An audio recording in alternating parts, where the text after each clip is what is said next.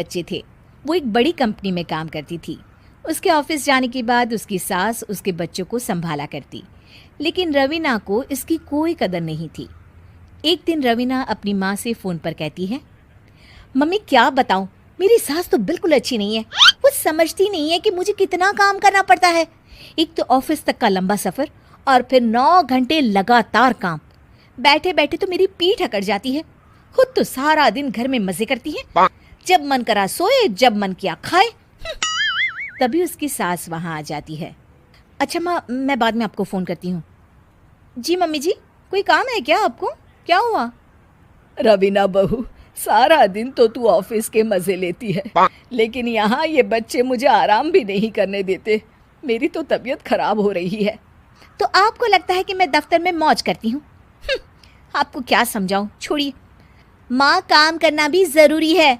मजबूरी नहीं होती तो मैं खुद ही अपने बच्चों को देख लेती। अब आज तो छुट्टी है ना, आज तो कम से कम घर का काम कर ले। बहू काम शुरू करती है। बच्चे के साथ काम करना उसके लिए असंभव हो जाता है।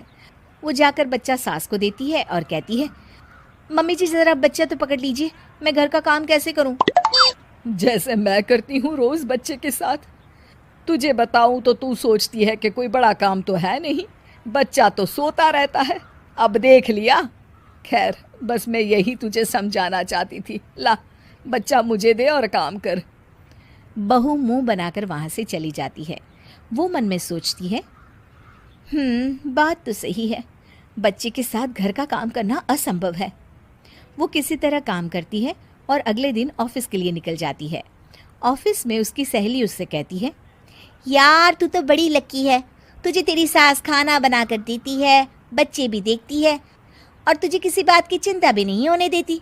अरे क्या लकी, बदले में मैं उन्हें पूरी कमाई जो दे देती हूँ और अपने बच्चे से दूर रहती हूँ वो अलग।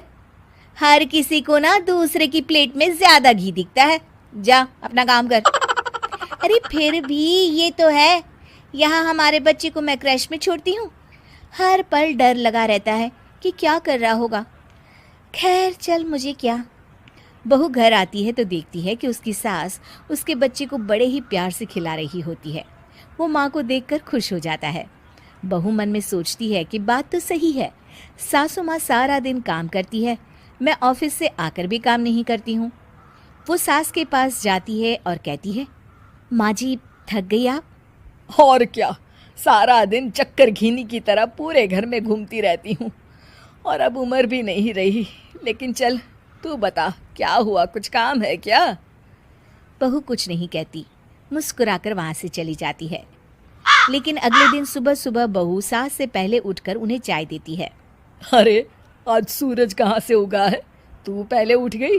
चल अच्छा किया, मरने से पहले तेरे हाथ की चाय तो पी ली। चलो अब चलकर किचन में लगूं। माँ जी, आपको आज से काम करने की ज़रूरत नहीं है। काम करने की ज़रूरत नहीं है मतलब? क्या तू करेगी आज से सारा काम?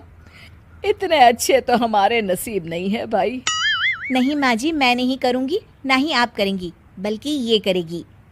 तभी वहाँ एक काम वाली बाई आ जाती है। ये कौन है बहू? माँ जी, ये नौकरानी है और आज से सारा काम यही करेगी। मुझे माफ़ कर दीजिए माँ जी, मैं नहीं समझ पाई कि आप थक जाती हैं।